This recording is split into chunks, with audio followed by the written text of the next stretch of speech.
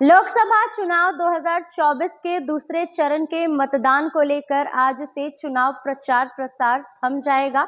और वहीं आपको बता दूं कि तमाम राजनीतिक पार्टियों के द्वारा, तमाम दलों के द्वारा दूसरे चरण के मतदान को लेकर लगातार चुनाव प्रचार प्रसार किए गए। और वहीं आज उसी को लेकर जेपी नड्डा भी 3 रैलियां करेंगे। और आपको बता दूं कि दूसरे चरण का मतदान 26 अप्रैल को होने वाला है, जिसमें 5 सीटों पर मतदान होगा और उसमें शामिल है किशनगंज, पूर्णिया, कटिहार, भागलपुर और बांका।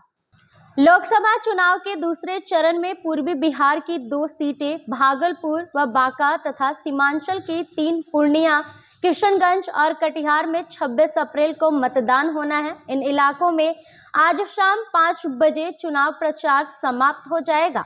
यहां अपनी सीटें बचाने की सबसे बड़ी चुनौती जदयू की है। 5 में 4 सीट पर जदयू, जबकि किशनगंज पर कांग्रेस का कब्जा है। जदयू के साथ भाजपा भी मजबूती के साथ खड़ी है। इन सभी सीटों पर कब्जा जमाने के लिए एनडीए और महागठबंधन ने अपनी पूरी ताकत झोंक दी है। दोनों ही घटक दलों के शीर्ष नेताओं की यहां कई दिनों से निरंतर सभाएं चल रही है। प्रधानमंत्री नरेंद्र मोदी, गृह मंत्री अमित शाह, रक्षा मंत्री राजनाथ सिंह, कांग्रेस नेता राहुल गांधी और कांग्रेस अध्यक्ष मल्लिकार्जुन खड़गे ने इन क्षेत्रों में आकर सभाएं की। प्रचार के अंतिम दिन भाजपा अध्यक्ष जेपी नड्डा की भी सभा भागलपुर में होगी।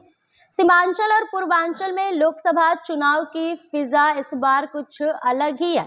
आर पार जैसी लड़ाई दोनों गठबंधनों ने ठान ली है। दोनों तरफ से शीर्ष नेताओं ने मोर्चा संभाल लिया है तथा इसी इलाके में कैंप कर पूरी ताकत झोंक दी गई।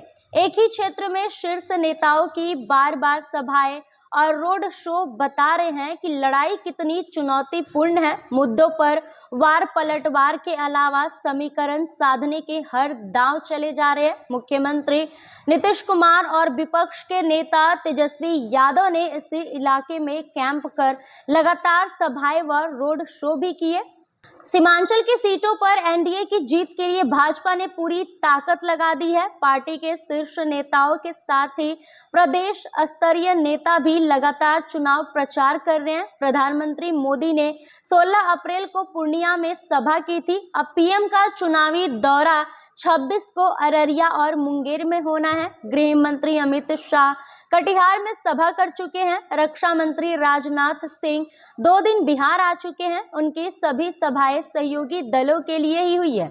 वहीं 23 को भागलपुर में उनकी सभा हुई। सम्राट चौधरी की भी आधा दर्जन सभाएं सीमांचल में हुई है। सीएम मधेपुरा में 4 दिन कैंप कर दूसरे चरण की सीटों पर प्रचार किए। इस दौरान उन्होंने ताबड़तोड़ सभाओं के साथ साथ रोड शो भी किए। दूसरे चरण के प्रचार की शुरुआत मुख्यमंत्री ने 19 अप्रैल से की। मंगलवार तक उन्होंने कुल 11 जनसभाओं को संबोधित किया।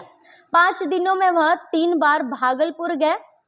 वहीं पूर्णिया और किशनगंज में लड़ाई त्रिकोणीय बनाने की कोशिश की जा रही है। पूर्णिया में निर्दलीय पप्पू यादव तो किशनगंज में ओवैसी के प्रत्याशी अख्तरुल ईमान पूरे दमखम के साथ मैदान में हैं। यहां असदुद्दीन ओवैसी की अब तक 7 सभाएं हो चुकी है। इन 2 के अलावा अन्य 3 सीटों पर एनडीए व इंडिया गठबंधन के प्रत्याशियों से सीधा मुकाबला है। तो जैसा कि आज दूसरे चरण के मतदान को लेकर आज चुनाव प्रचार थम जाएगा। और वहीं आपको बता दूं कि तमाम राजनीतिक पार्टियों के द्वारा दूसरे चरण के मतदान को लेकर भी एक दूसरे पर वार पलटवार होता रहा। सभी राजनीतिक पार्टी चुनावी सभाओं को संबोधित करते रहे और दूसरे यानी कि विपक्षी दलों पर लगातार हमला बोलते रहे।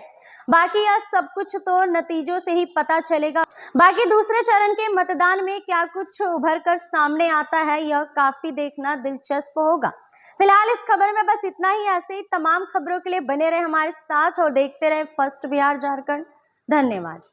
26 वर्षों में 17,000 से अधिक डॉक्टर बना चुका बिहार एवं झारखंड के छात्रों एवं अभिभावकों के बीच सर्वाधिक विश्वसनीय एवं लोकप्रिय संस्थान गोल, नेशंस लीडिंग इंस्टीट्यूट। हमारा विश्वास गोल के साथ।